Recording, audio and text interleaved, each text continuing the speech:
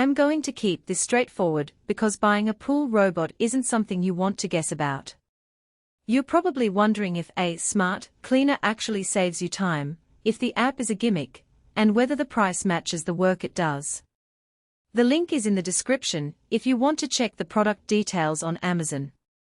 I've spent the last few weeks comparing a handful of robots that claim to handle everything from the floor to the waterline, and I finally set up the BUBLUE Bubot 800P Gen2 in a 1,050 Sq.Ft Inground pool to see how it behaves when the water is warm, the debris is real, and the schedule is tight. First off, the biggest hesitation most people have is that these machines can be a lot of hype on paper, but a lot of hassle in practice. The Bubot's promise is a 4-in-1 cleaning system that climbs walls, scrubs the waterline, and even tackles shallow steps, all while you control it from a phone app. The real question is whether the robot actually reaches those hard-to-clean spots without you having to chase it around. In my test, I programmed a 2-hour clean on a Saturday afternoon and let the pool sit untouched.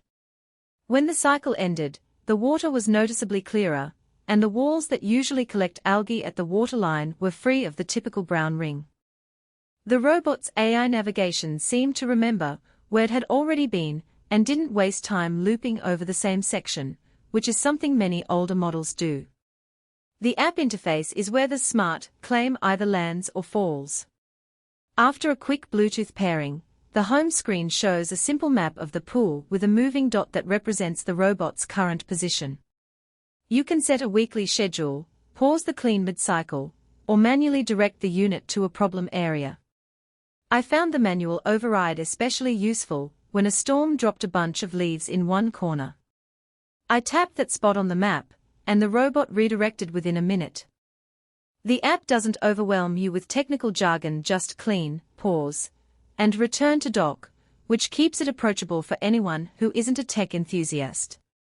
Now, let's talk about the suction system and filtration.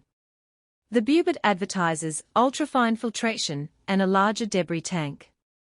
In practice, the filter caught sand, tiny pollen, and even small twigs without clogging for the entire 2-hour run. When I emptied the tank, the collected material was fine enough to see through a light sheet of paper, which is a good sign that it's actually trapping the microscopic particles that cause cloudy water.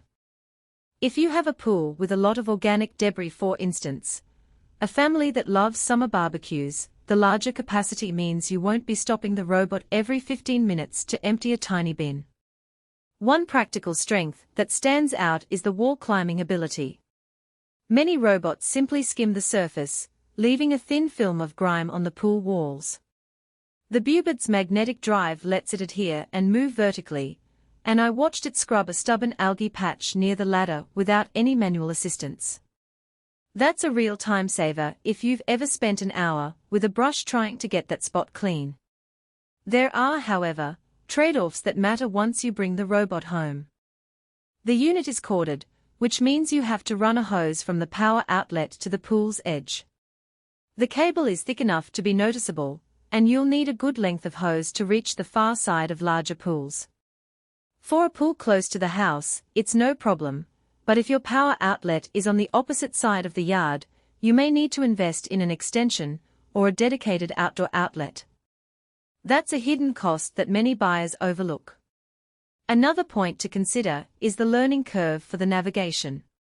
The AI works best after a few cycles when it has mapped the pool's dimensions. On the very first run, it spent a few minutes figuring out the perimeter, which is why you might see a brief period of slower movement. If you're eager for instant perfection, that initial lag could feel like a flaw. After the second or third run, the robot settles into a smoother pattern and covers the floor more efficiently. Who should buy the Bubot?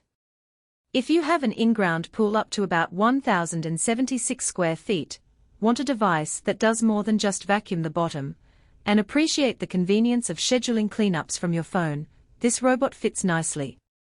It's especially valuable for families who use the pool frequently and generate a lot of surface debris, or for owners who struggle to keep the waterline spotless after a season of algae. The wall climbing feature also makes it a good match for pools with tall tiles or glass walls where manual scrubbing is a pain. Who should skip it? If your pool is a small above-ground model, the 800 PS size and power are overkill, and you'll probably pay for features you never use. Likewise, if you have no convenient outdoor outlet or